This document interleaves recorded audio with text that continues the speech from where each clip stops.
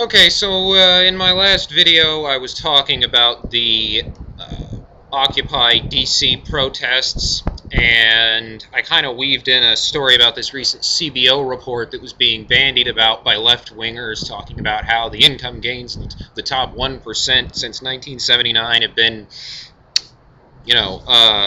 by nearly 300% compared, and so much more than the income gains in all other groups. Today I want to talk to you generally about I talked to you about the issues I took with that report and certain people's interpretation of it. Today I want to talk to you about the problems I have generally with these Occupy people, the protesters who call themselves, Occupy DC, Occupy Wall Street, the people who are occupying different places. Let me show you a picture. Take a look at this. That's me and my friend Will, or as he's known in promotional materials for Baylor Law School, First Lieutenant William Thomas, U.S. Army, Esquire. That's me with Will, our mutual friend Stephen Rispoli, at a Christmas party last year. Will, he's a great guy.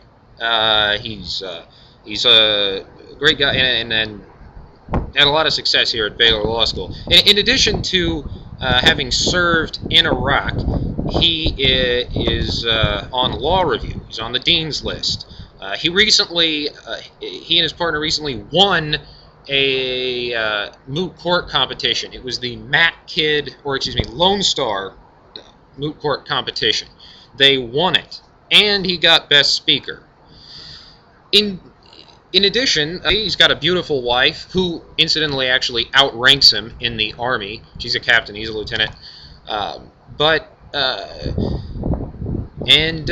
can tell he's a pretty good-looking guy, too. He's slightly taller than me. Indeed, in almost every way, Will's life seems as good or better than mine. But I've never for a minute envied him. I've never begrudged him his success or good fortune. And you know why? Part of it is because I know the sort of details of his personal life that make you realize it's not so great to be him. But also because I understand that his success does not come at my expense. His gain is not my loss.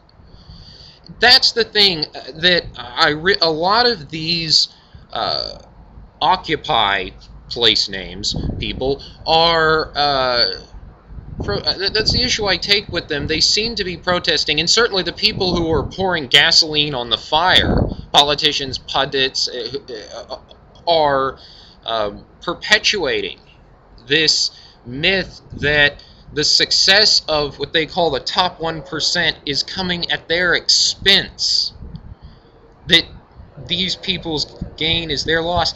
But the thing about capitalism is it's not a zero-sum game. It's a lump-sum deal.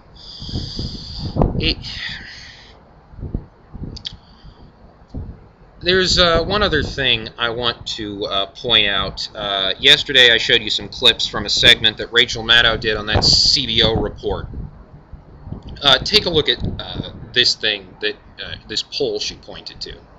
The new New York Times CBS poll says 2/3 of Americans want wealth and income to be distributed more evenly in our country. 66% say they want that. Now, Bill O'Reilly actually made an excellent point about that poll. Well, the key word in that question is distributed, because wealth is not distributed. In America, there's no central authority that doles out salaries and investment returns. You either earn it, steal it, inherit it, or win the lottery. There's no distribution. So you can see left-wingers like to bring up polls, basically to try and support their position. But there is a difference between something being popular and something being right. And I'm not just being right as correct, I mean right as like morally right or good policy. I'm sure there was a time in America where slavery was very popular. at least in certain parts of the country. That didn't make it any less wrong. But today, we're seeing a situation where there's a lot of people who are upset and have good reason to be upset. They may have fallen on hard times through little or no fault of their own. But when they try and blame people who had nothing to do with their misfortune, and then when you have people like our president and nearly every member of his party going out there and exacerbating the problem instead of offering policies that will help these people who are upset, they go out there and they propagate these myths about how the wealthy aren't paying their fair share, and that Wall Street is running amok and the middle class is getting hosed, and these government cuts that Republicans are proposing will hurt the poor and the sick and the elderly. It's sick. Another thing that I take issue with is in that graph that I showed you yesterday. Remember this graph? You know what I wondered when I saw that graph? What percentage of the income taxes are those different groups paying? They divide the country up into fifths, so quintiles, based on income. And we've already established that this covers a period of time over nearly 30 years, and that the 1%, the top 1% in 1979 is not the same group of people as the top 1% in 2007. Ditto with the lowest quintile, the bottom 20%, if you will. There is so much movement between these different tiers over time that the report is almost pointless. But let's just, since this is what the left is choosing to focus on and attach such great significance to, I took a look at the CBO's historical data. This is from a report entitled Shares of Federal Tax Liabilities for All Households by Comprehensive Household Income Quintile, 1979 to 2007. So the same period depicted in that graph. Now, according to this, let's start with what Rachel Maddow called Ronald Reagan time. In 1981, the top 1% paid 12.9% of all federal taxes. This is total federal tax liabilities. Okay, not just income tax, not just payroll tax, not just excise tax, but all of them. 12.9% in 1981. In 2007, the last year listed, their share of the total federal tax bill was 28.1%. So it had more than doubled from what it was in 1981.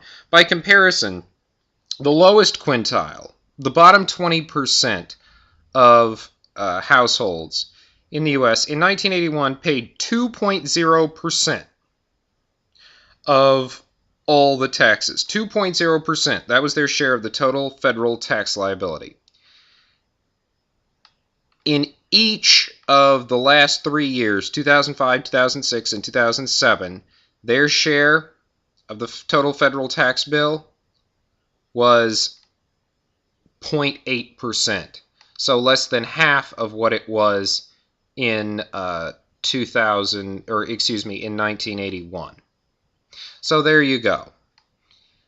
Everyone has seen their income. All categories have seen their incomes rise, but the lowest income Americans, although they've seen a gain in their income over this time period, their share of the total tax bill has drastically decreased, and the top 1%'s share of the total federal tax bill has increased by very much.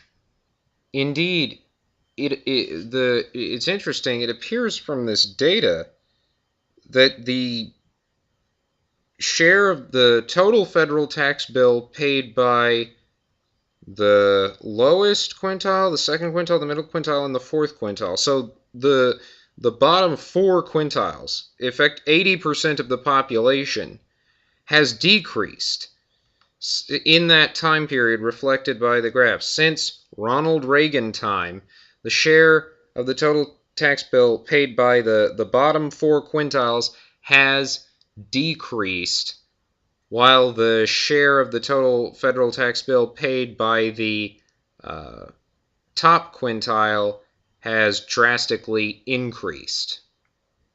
So the next time you hear one of these class warriors say something like this, middle-class Americans, the workers out there, are getting chipped away at because the wealthiest Americans aren't paying their fair share, you'll know they're just a blithering idiot. Speaking of idiots, Chris Matthews said that the top 1% is grabbing the 99% share. More like they're picking up the 99%'s tab. So, yes, if you'd like to learn more information about this, then go to the CBO's website, or there are some wonderful articles on my blog, which you really should be reading. So check out my blog, read the articles, and comment on them. Of course, check out my website as well. And until next time, Rachel, don't mess with the right-wing genius.